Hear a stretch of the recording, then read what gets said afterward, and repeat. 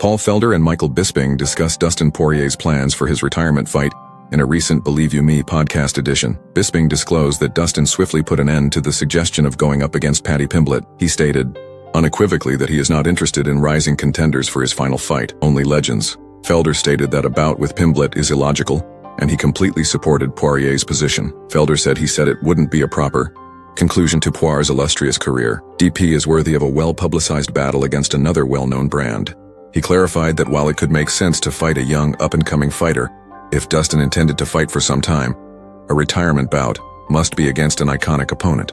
Felder went on to mention Max Holloway and Justin Gaethje as suitable opponents who might provide Poirier with the illustrious farewell he so richly deserves. As the discussion went on, they also talked about other well-known opponents like Nate Diaz and Colby Covington, who would provide an interesting conclusion. Any of these bouts, they decided, would be worthy of Poirier's final trip to the octagon. Tim Poirier, of course, we're all waiting to hear about the, he said he's going to have one more. I hope he has more than. But Paddy Pimblett was suggested to him as an opponent, and he's like, nah, I'm not interested in Paddy Pimblett, legends only.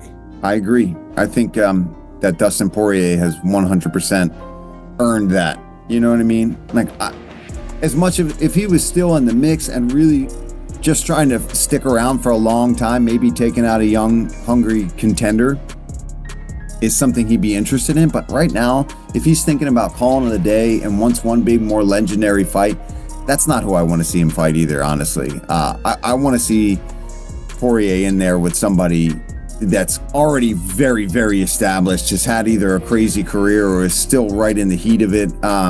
Like another Max Holloway type fight, a Gaethje type fight. I'm not saying those. In a recent Good Guy and Bad Guy episode, Daniel Cormier expressed his concerns regarding Alex Pereira's preparation for his impending title defense against Magdadanov at UFC 313 DC, highlighted that Ankalaev is already in Las Vegas and fully focused, revealing that he ran into the Russian contender at the UFC Performance Institute, where Ankalaev has appeared completely locked in on the task ahead. Meanwhile, Pereira was recently spotted in Australia attending a Drake concert and appearing to enjoy his time abroad just 2 weeks prior to his championship fight, raising questions about Pereira's commitment and timing. He pointed out that acclimating to the time difference after traveling from Australia is no easy feat, and that the additional days required to readjust could affect Pereira's performance. DC emphasized how important Glover's mentoring is for Pereira, particularly in light of Anvy's wrestling-heavy approach. He stressed that if Pereira wants to successfully defend his title, he must return home and focus on his preparation, because this is the hardest test of his reign. What is Pereira still doing in Australia, Chill? He fights in 2 weeks. And Ankalaev is already here. He's in Vegas. I ran into him at the PI last week. He is honestly so locked in, ready to win. I got back from Australia and all last week, Chill, I'm up at 3 o'clock in the morning. And I don't care that Pereira's got weeks to get ready. He's gonna be ready. He's gonna be prepared.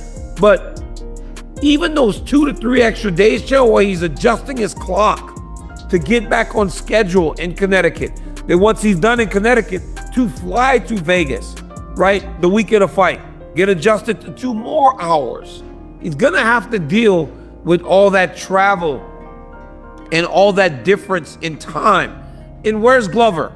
Is Glover just in Australia with him? Is it just him and Plinio? Because we know that Plinio Cruz has been a massive tool for Alex Pereira. But so has Glover. Oleksandr Usyk calls out to Alex Pereira. Alex even went so far as to imply that negotiations are already underway between the two companies to make the fight a reality. Poirier will be the main event star of UFC 313 at the T-Mobile Arena. He will defend the title for the 4th time against Magomed Ankalaev, who is considered by many to be the division's most dangerous opponent. Fans have long argued over Pereira's potential performance in a boxing ring due to his destructive power and striking heavy style. After Pereira recently disclosed that both organizations are already planning the bout, and Oleksandr Usyk officially stated his wish to end his career with a boxing superfight, the rumors only grew more intense. Now fans are anxiously awaiting word on whether boxing promoters and Dana White will agree to cross-promote this much-anticipated bout, if all goes according to plan.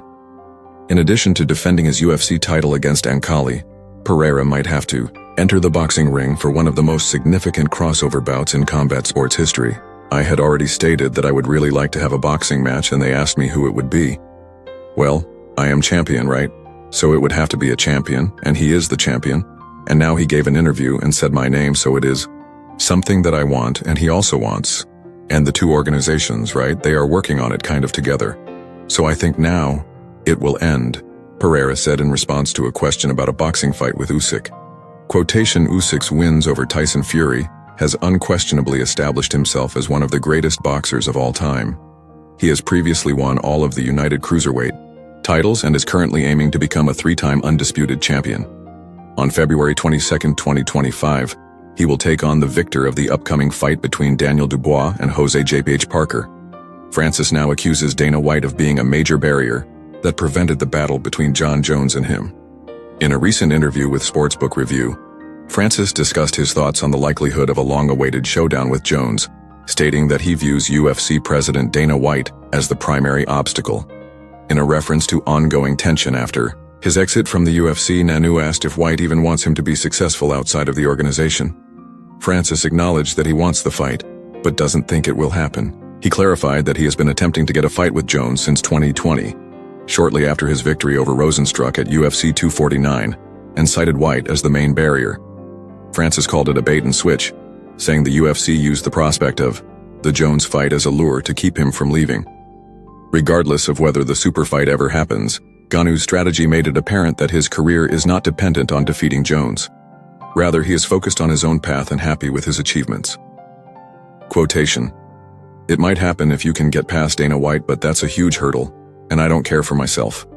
I'm doing all right. I'm working at my own pace. I don't give a damn. My sleep won't be affected by that. They held it out like a trap until I was ready to leave, and then they said, okay, here's the Jon Jones fight. But it was bait. I had been trying to fight Jon Jones for 4 years. I thought they were really cunning." Finish the quote. The Predator believes White struggles to accept how things played out and even questions whether the UFC boss